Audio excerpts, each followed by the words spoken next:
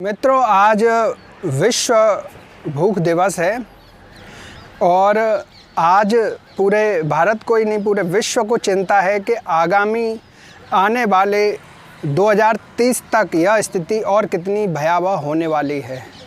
हमारे भारत का hunger index में जो नाम है वो 111वें नंबर के आसपास है या 111वां स्थान है।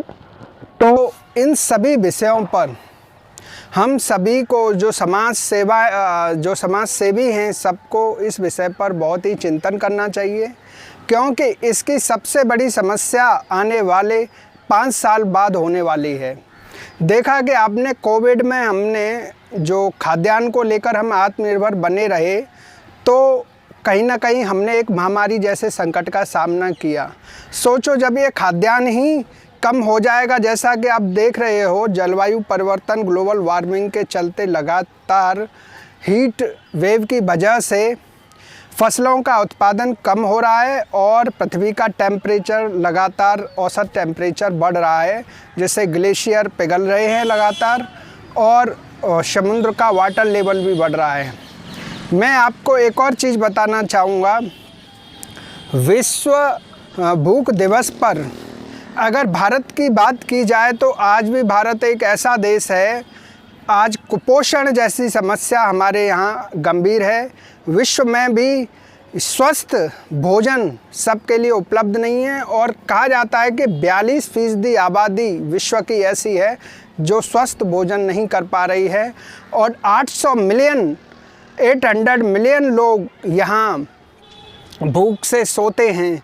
तो सोचो, हम जब गांव किसान की बात करते हैं तो कितना महत्वपूर्ण है इन विषयों पर हमें विशेष कार्य योजना तय करना और ऐसे जो हमारे जो डे हैं इंटरनेशनल, जैसे वर्ल्ड हंगर डे है, इन सब विषयों को आसानी से नहीं लेना चाहिए। प्रबुद्ध जनों को लगातार ऐसे विषयों पर अपना चिंतन करना चाहिए, क्योंकि आने वाले जो दशक में हमें अकाल की स्थिति का सामना न करना पड़े, इसीलिए हमें उगाने की तरफ पर्यावरण संरक्षण द्वारा इस पृथ्वी का जो टेम्परेचर है वो कंट्रोल हो सके और प्राकृतिक संसाधनों का दोहन न हो, इस विषय पर तो काफ़ी चिंतन करने की ज़रूरत है।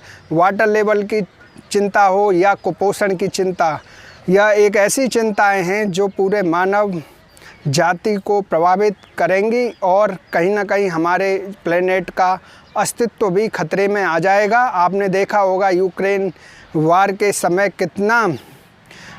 कितने लोगों को उसने प्रभावित किया है।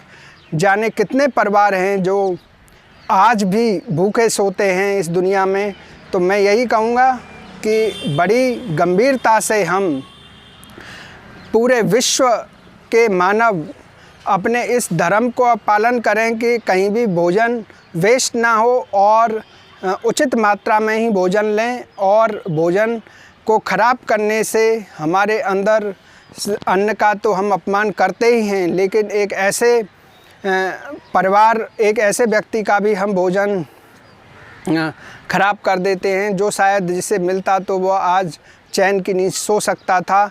इसीलिए फिर से विश्व भूख दिवस, वर्ल्ड हंगर डे पर सभी समस्त विश्व के जो भी हमारे मानव हैं उन सब से यही निवेदन है कि आने वाली समस्याओं के लिए अभी से तैयार रहें। उनका सामना करने के लिए उस समय प्रयास करने की बजाय आज से ही अपने प्रयत्न शुरू कर दें, जिससे कि आने वाला समय हमारी पीढ़ियों को न भुगतना पड़े। जय जवान जय किसान।